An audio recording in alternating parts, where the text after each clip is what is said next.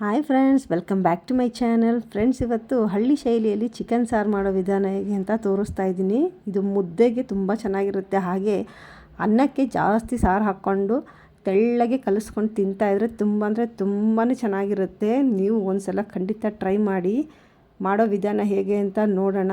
ದಯವಿಟ್ಟು ವಿಡಿಯೋನ ಕೊನೆವರೆಗೂ ಸ್ಕಿಪ್ ಮಾಡಿದೆ ನೋಡಿ. ಹೊಸದಾಗಿ ಯಾರೆಲ್ಲ ನನ್ನ ಚಾನಲ್ ನೋಡ್ತಾ ಇದ್ದೀರಾ, ಈಗಲೇ ಸಬ್ಸ್ಕ್ರೈಬ್ ಮಾಡಿ, ಬೆಲ್ ಐಕಾನ್ ಟಚ್ ಮಾಡಿ. ಬನ್ನಿ ಮಾಡೋ ವಿಧಾನ ಹೇಗೆ ಅಂತ ನೋಡೋಣ. ಮಸಾಲ ರುಬ್ಬೋದಕ್ಕೆ 2 ಮೀಡಿಯಮ್ ಸೈಜು ಈರುಳ್ಳಿ ತೊಗೊಂಡಿದ್ದೀನಿ, ಅರ್ಧ ಕಪ್ಪಷ್ಟು ತೆಂಗಿನಕಾಯಿ ತುರಿ, ಹಾಗೆ 1/4 ಕಪ್ಪಷ್ಟು ಕೊತ್ತಂಬರಿ ಸೊಪ್ಪನ್ನು ತೊಗೊಂಡಿದ್ದೀನಿ, ಅರ್ಧ ಇಂಚು ಹಸಿ ಶುಂಠಿ, ಹಾಗೆ 1 ಚಿಕ್ಕ ನಾಟಿ ಬೆಳ್ಳುಳ್ಳಿಯನ್ನು ತೊಗೊಂಡಿದ್ದೀನಿ. ನೀವು ನಾರ್ಮಲ್ ಬೆಳ್ಳುಳ್ಳಿಯನ್ನು ತೊಗೊಂಡ್ರೆ 8ರಿಂದ 9 ಎಸಳು ಹಾಕ್ಕೊಂಡ್ರೆ ಸಾಕಾಗುತ್ತೆ. 1 ಇಂಚಷ್ಟು ಚಕ್ಕೆ, 3 ಲವಂಗ, 1 ಟೇಬಲ್ ಸ್ಪೂನಷ್ಟು ಹುರಿಗಡಲೆ, ಅರ್ಧ ಸ್ಪೂನಷ್ಟು ಗಸಗಸೆ ತೊಗೊಂಡಿದ್ದೀನಿ. ಒಗ್ಗರಣೆಗೆ ಅರ್ಧ ಈರುಳ್ಳಿನ ಚಿಕ್ಕದಾಗಿ ಕಟ್ ಮಾಡಿಬಿಟ್ಟು ತೊಗೊಂಡಿದ್ದೀನಿ.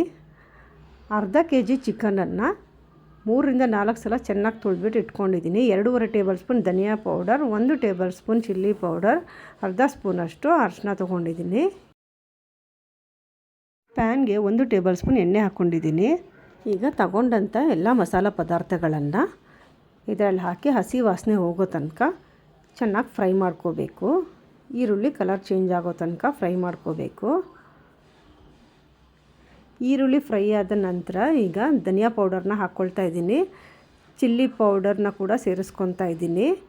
ಇವಾಗ ಅದು ಸ್ವಲ್ಪ ಹಸಿ ವಾಸನೆ ಹೋಗೋ ತನಕ ಹುರ್ಕೊಳ್ಳೋಣ. ಲೋ ಫ್ಲೇಮಲ್ಲೇ ಹುರ್ಕೋಬೇಕು. ಇವಾಗ ಇದು ಫ್ರೈ ಆದ ಮೇಲೆ ಗ್ಯಾಸನ್ನು ಆಫ್ ಮಾಡಿಬಿಟ್ಟು ತೆಂಗಿನಕಾಯಿ ತುರಿಯನ್ನು ಸೇರಿಸ್ಬಿಟ್ಟು ಸ್ವಲ್ಪ ಹಾಗೆ ಬೆಚ್ಚಗೆ ಮಾಡ್ಕೋಬೇಕು. ಇವಾಗ ಇದು ಆದ ನಂತರ ಇದನ್ನು ಪೂರ್ತಿ ತಣ್ಣಗಾಗೋದಕ್ಕೆ ಬಿಟ್ಬಿಡಬೇಕು. ಅದು ತಣ್ಣಗಾಗೋ ತನಕ ಕುಕ್ಕರನ್ನು ಇಟ್ಕೊಂಡಿದ್ದೀನಿ. 2 ಟೇಬಲ್ ಸ್ಪೂನ್ ಎಣ್ಣೆ ಕಾದ ನಂತರ ಈರುಳ್ಳಿಯನ್ನು ಹಾಕ್ಕೊಂಡು ಚೆನ್ನಾಗಿ ಹುರ್ಕೊಳ್ತಾ ಇದ್ದೀನಿ.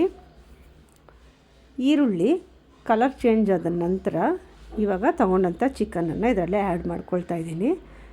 ಚಿಕನ್ನು ಕಲರ್ ಚೇಂಜ್ ಆಗೋ ತನಕ 2ರಿಂದ 3 ನಿಮಿಷ ಚೆನ್ನಾಗಿ ಹಾಗೆ ಫ್ರೈ ಮಾಡ್ಕೋಬೇಕು. ಇವಾಗ ಚಿಕನ್ ಕಲರ್ ಚೇಂಜ್ ಆಗಿದೆ, ಸ್ವಲ್ಪ ಫ್ರೈ ಆಗಿದೆ. ಇವಾಗ ರುಚಿಗೆ ತಕ್ಕಷ್ಟು ಉಪ್ಪು, ಅರ್ಧ ಟೀ ಸ್ಪೂನಷ್ಟು ಅರಿಶಿನ ಸೇರಿಸ್ಕೊಳ್ತಾ ಇದ್ದೀನಿ. ಅರಿಶಿನ ಮೊದಲೇ ಆ್ಯಡ್ ಮಾಡಿಕೊಂಡ್ರೆ ಚಿಕನ್ ಗಟ್ಟಿ ಆಗೋಗುತ್ತೆ, ರಬ್ಬರ್ ಟೈಪ್ ಆಗಿಬಿಡುತ್ತೆ. ಅದರಿಂದ ಸ್ವಲ್ಪ ಫ್ರೈ ಆದ ನಂತರ ಉಪ್ಪು ಮತ್ತು ಅರಿಶಿನವನ್ನು ಸೇರಿಸ್ಕೋಬೇಕು. ಇವಾಗ ತಟ್ಟೆ ಮುಚ್ಚಿಬಿಟ್ಟು ಒಂದು 5 ನಿಮಿಷ ಬೇಯೋದಕ್ಕೆ ಬಿಡೋಣ. ಅಷ್ಟರಲ್ಲಿ ಈಗ ಮಸಾಲನ ರೆಡಿ ಮಾಡ್ಕೊಂಬಿಡೋಣ. ಇವಾಗ ಮಿಕ್ಸಿ ಜಾರ್ಗೆ ತಗೊಂಡಂಥ ಮಸಾಲ ಪದಾರ್ಥ ಮತ್ತು ಹುರ್ಗಡ್ಲೆಯನ್ನು ಸೇರಿಸಿ ಸ್ವಲ್ಪ ನೀರನ್ನು ಹಾಕಿಬಿಟ್ಟು ಇವಾಗ ನುಣ್ಣಗೆ ರುಬ್ಕೊಂಡು ಬರೋಣ. ಇವಾಗ ಮಸಾಲ ರುಬ್ಬಿದಾಗಿದೆ. ಚಿಕನ್ ಕೂಡ ಇವಾಗ ಬೆಂದಿದೆ, ಅದರಲ್ಲಿರೋ ನೀರೆಲ್ಲ ಆಲ್ಮೋಸ್ಟ್ ಡ್ರೈ ಆಗಿದೆ. ಇವಾಗ ಇದಕ್ಕೆ ರುಬ್ಬಿದಂಥ ಮಸಾಲೆಯನ್ನು ಆ್ಯಡ್ ಮಾಡ್ಕೊಳ್ತಾ ಇದ್ದೀನಿ.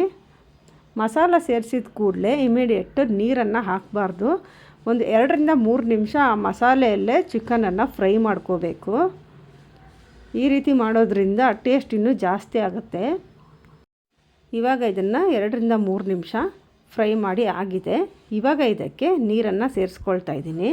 ನಾನು 1.5 ಗ್ಲಾಸಷ್ಟು ನೀರನ್ನು ಆ್ಯಡ್ ಮಾಡ್ಕೊಳ್ತಾ ಇದ್ದೀನಿ.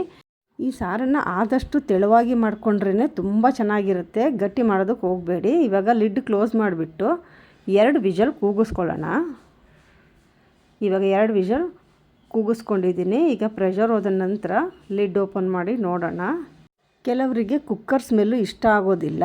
ವಿಷಲ್ ಕೂಗಿಸಿದ ನಂತರ ಮತ್ತೆ 5 ನಿಮಿಷ ಕುದಿಸೋ ಅಭ್ಯಾಸ ಇರುತ್ತೆ. ನೀವು ಬೇಕಿದ್ದರೆ ಅದೇ ರೀತಿ 5 ನಿಮಿಷ ಕುದಿಸ್ಕೊಬೋದು.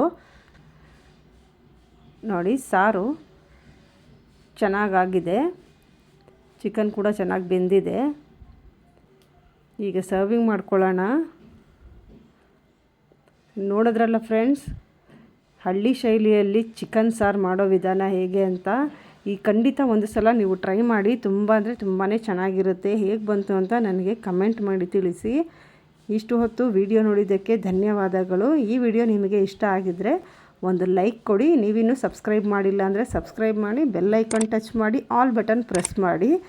ಮತ್ತೊಂದು ಹೊಸ ವಿಡಿಯೋ ಜೊತೆ ಮತ್ತೆ ಭೇಟಿ ಮಾಡೋಣ. ಅಲ್ಲಿವರೆಗೂ ಟೇಕ್ ಕೇರ್, ಬಾಯ್ ಬಾಯ್.